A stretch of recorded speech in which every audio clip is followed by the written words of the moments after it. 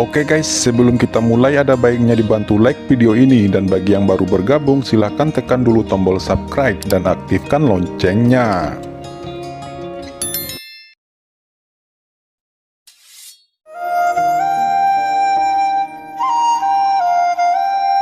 Master Swanseng mendesak kapal perang untuk terus maju. Meskipun mereka sudah berada di benua timur, dibutuhkan setidaknya 1 bulan lagi untuk mencapai kota Zhongzhou. Mereka melintasi gunung dan sungai, melewati kota-kota dan berbagai kekuatan besar, dan menghadapi beberapa masalah selama di perjalanan. Tetapi di bawah bimbingan Tuan Swanseng, mereka semua lulus tanpa hambatan. Prosedur untuk memasuki kota sangat nyaman. Master Swanseng menunjukkan tanda yang mewakili identitasnya dan mereka masuk tanpa halangan. Berita bahwa Dan Pavilion akan mengadakan kompetisi 4 domain telah lama tersebar di kota Zhongzhou.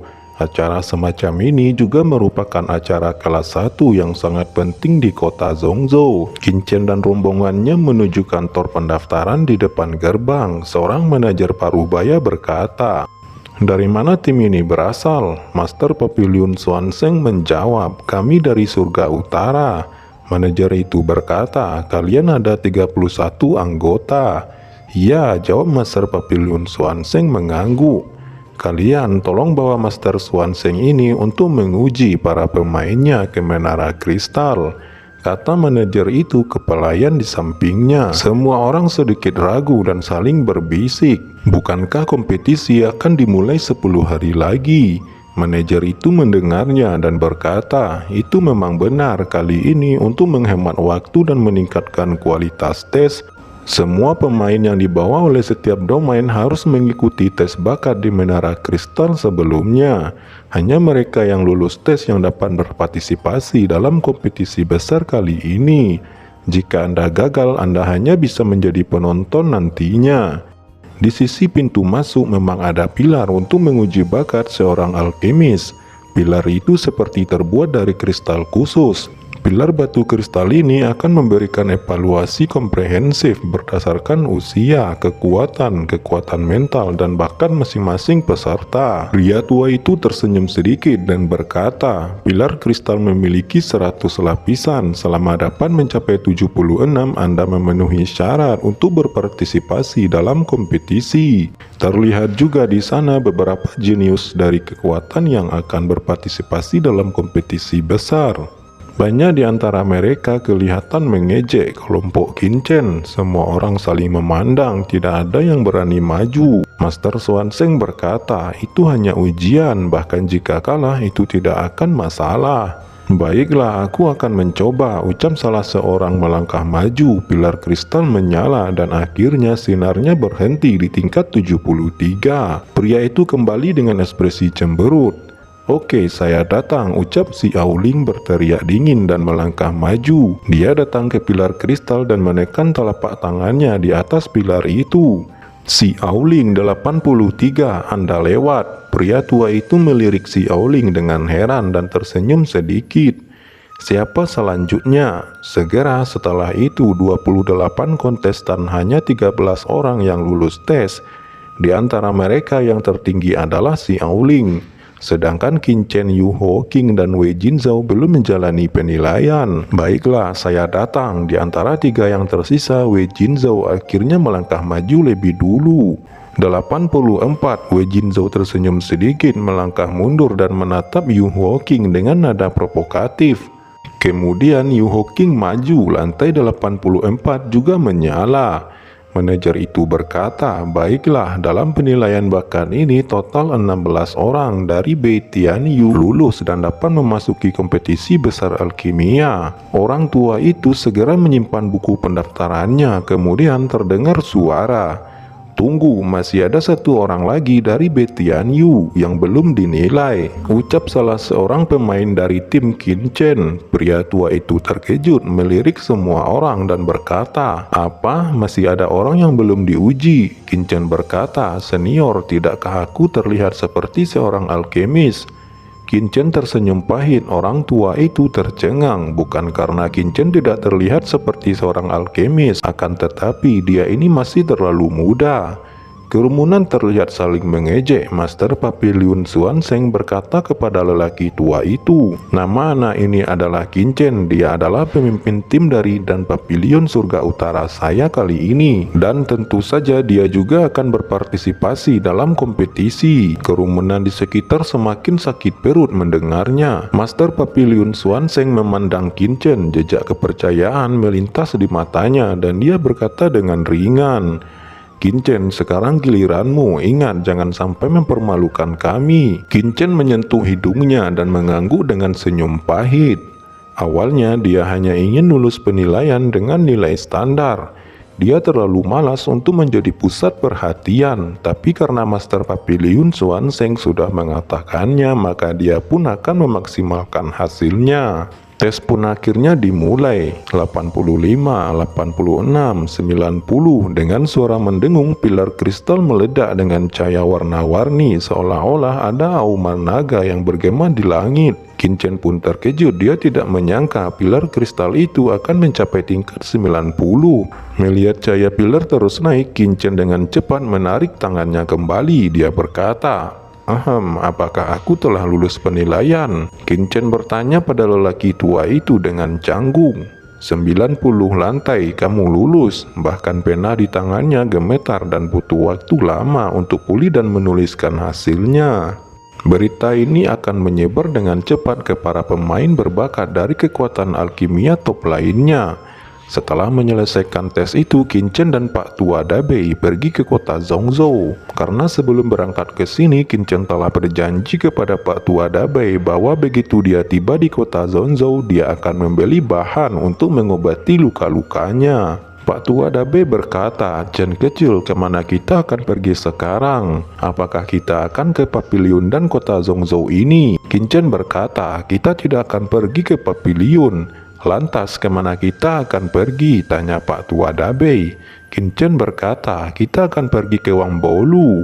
"Wangbaolu, tempat macam apa itu?" tanya Pak Tua. Kincen menjelaskan, "Kenapa kamu terlalu banyak bertanya? Itu adalah tempat di mana kita dapat membeli bahan untuk mengobati luka Anda." Ketika mereka berdua sampai di Wangbaolu, seorang wanita cantik ramping melangkah maju untuk menyambut mereka. Dia berkata, "Kedua tuan, tolong, apakah Anda butuh sesuatu?" Pada saat ini Kincen tiba-tiba tersenyum dan berkata, "Permisi, tolong panggil orang tertinggi yang bertanggung jawab atas gedung Wangbaolu Anda." Pelayan cantik bernomor 37 itu berkata, "Tuan, apakah sudah ada janji sebelumnya?" Kincen menjawab, "Apakah perlu membuat janji dulu untuk datang ke Wangbaolu ini? Cepat panggil tuan Anda. Aku akan berbicara dengannya tentang masalah besar. Jika kamu mengabaikannya, maka tuan Anda akan menyalahkanmu." Pelayan nomor 37 itu terkejut dan berkata, "Hal ini tidak dapat dilakukan oleh bawahan ini, jadi saya harus memberitahu manajer dulu." Kincen mengerutkan kening dan berkata, "Anda segera beritahu tuan Anda. Katakan saja bahwa pemuda ini adalah tamu VIP dengan kartu hitam dari Wangbaolu Anda." Pelayan itu bergumam, "VIP kartu hitam macam apa? Saya belum pernah mendengarnya. Saya telah bekerja di Wangbaolu ini selama beberapa tahun dan hanya tahu bahwa VIP Wangbaolu dibagi menjadi VIP bintang 1 hingga bintang 5. Di antara mereka bintang 1 adalah yang terendah dan bintang 5 adalah yang tertinggi.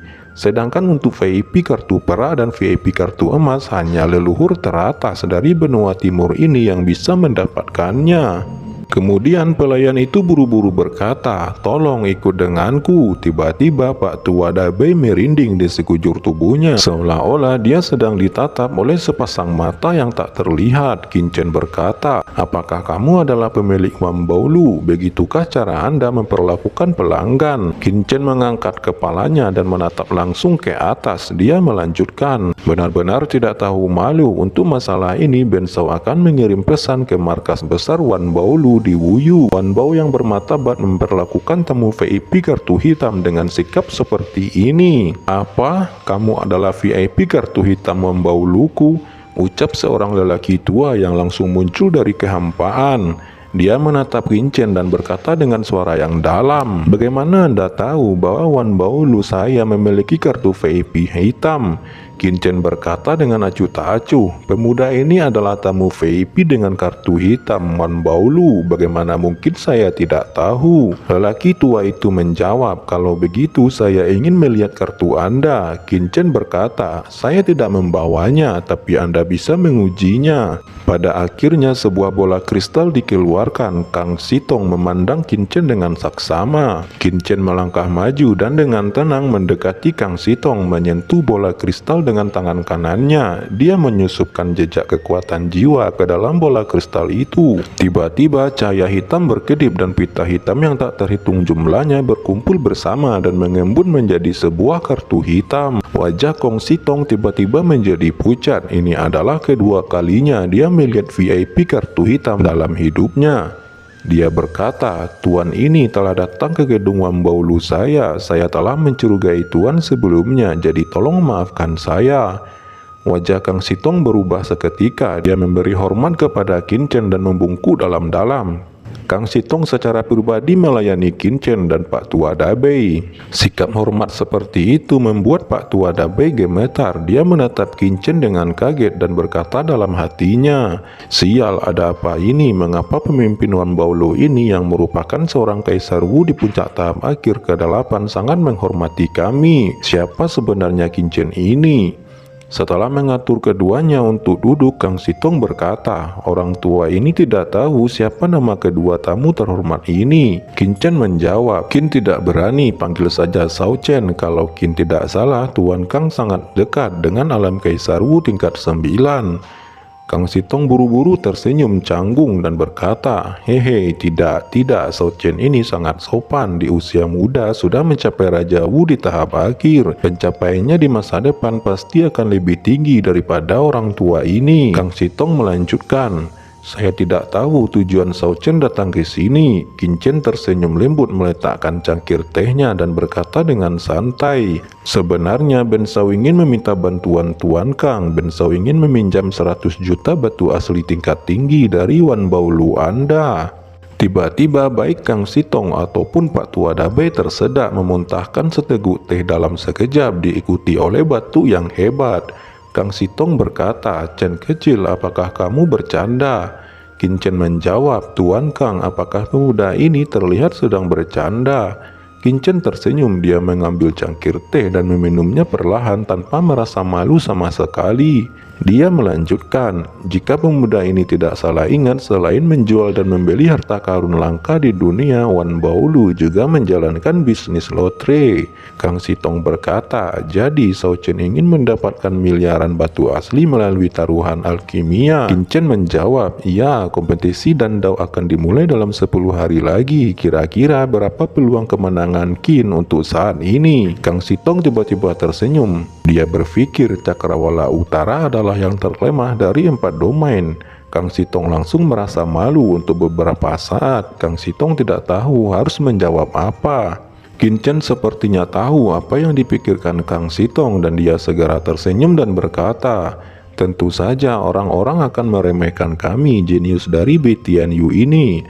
Saat itu Tuan pasang taruhan untuk 1 miliar batu asli dengan pembayaran 10 miliar. Siapa yang tidak akan tertarik dengan itu? Memikirkannya saja hati Kang Sitong hampir meledak. Kang Sitong berkata, "Tetapi ini terlalu berisiko. Wan Baolu saya tidak berani memainkannya." Dahi Kang Sitong dipenuhi keringat dingin. Kinchen berkata, "Tuan Kang sangat berhati-hati dan itu normal. Baiklah, aku tidak tahu apakah Wan Baolu memiliki bunga kabut dan kutukan ajaib Jinjing." Kang Sitong menghela nafas lega dan berkata, "Izinkan saya memeriksanya dulu." Segera seseorang mengirim 2 item itu. Kang Sitong berkata, "Aku tidak tahu untuk apa Chen kecil menginginkan 2 hal ini. Kedua item itu anggap saja sebagai hadiah." Kang Sitong melambaikan tangannya dengan bangga menyerahkan kedua item itu kepada Kinchen. Dia bergumam, "Kedua item itu adalah ramuan tingkat 8, tapi ya sudahlah." Kinchen berkata, "Kalau begitu saya ingin berterima kasih kepada Tuan Kang. Saya tidak tahu apakah ada ruang pemurnian di sini." Kin hanya perlu memperbaiki sesuatu untuk mengobati penyakit bawahan ini. Kang Sitong berkata, tentu saja, mari ikuti aku. Tidak lama kemudian semua orang datang ke ruang pemurnian. Segera setelah itu Kinchen memurnikan pil tingkat 8 dan menyembuhkan penyakit Pak Tua Dabei. Pak Tua Dabei bersorak kegirangan. Aku benar-benar telah sembuh dan menerobos tahap akhir Kaisar Wu. Haha, lukaku benar-benar telah disembuhkan. Dia menatap Kinchen dengan canggung dan ada 2 garis air mata mengalir di wajahnya. Dia berkata, bawahan ini telah melihat Tuan. Terima kasih Chen Shao atas bantuan Anda. Mulai sekarang selama Chen Shao memberi perintah, Pak Tua ini akan selalu siap meskipun nyawa sebagai taruhannya. Kinchen berkata, cepat bangun, jangan bangga terlalu dini. Sekarang lukamu baru saja sembuh. Jika kamu mau bekerja keras, tidak akan sulit untuk menjadi Jiu Tian Wudi di masa depan. Kang Sitong yang menyaksikan itu berkeringat hebat di badannya. Dia bergumam, anak ini benar-benar monster. Kang Sitong terkejut menatap Kinchen dengan linglung, terutama ketika dia mengingat pemurnian Kinchen sebelumnya. Getaran batinnya tidak dapat dia tekan. Kinchen berkata, kali ini luka orang tua itu bisa sembuh berkat bantuan Tuan Kang. Jika bukan karena bunga kabut matahari dan kutukan jinjing dari Tuan Kang, luka lelaki tua itu mungkin tidak akan mudah untuk disembuhkan. Kinchen tersenyum pada Kang Sitong sambil melengkungkan tangannya. Kang Sitong melambaikan tangannya dengan tergesa-gesa. Dia berkata, saya hanya melakukan sedikit usaha. Jika di masa lalu Kang Sitong hanya menghormati karena status Kinchen sebagai tamu VIP kartu hitam, maka kali ini Kang Sitong benar-benar menghormati Kinchen dari lubuk hatinya. Kinchen berkata, saya tidak tahu bagaimana tentang proposal taruhan Kin sebelumnya. Kinchen menyebutkan taruhan sebelumnya lagi sambil tersenyum. Kang Sitong berkata, baiklah, saya setuju. Wambao Loku akan membuka taruhan ini.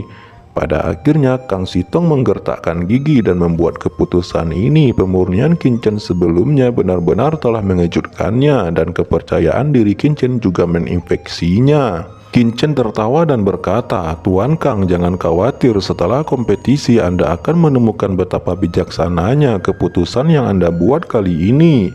Jika kerjasama kali ini berjalan dengan baik, maka kita akan memiliki ruang kerjasama yang lebih besar di masa depan. Kinchen tersenyum percaya diri. Setelah meninggalkan gedung Wanbao Lu, Kinchen kembali ke tim dan Master Pavilion Swanseng. Oke teman-teman, terima kasih sudah menonton. Jangan lupa like, komen, dan subscribe.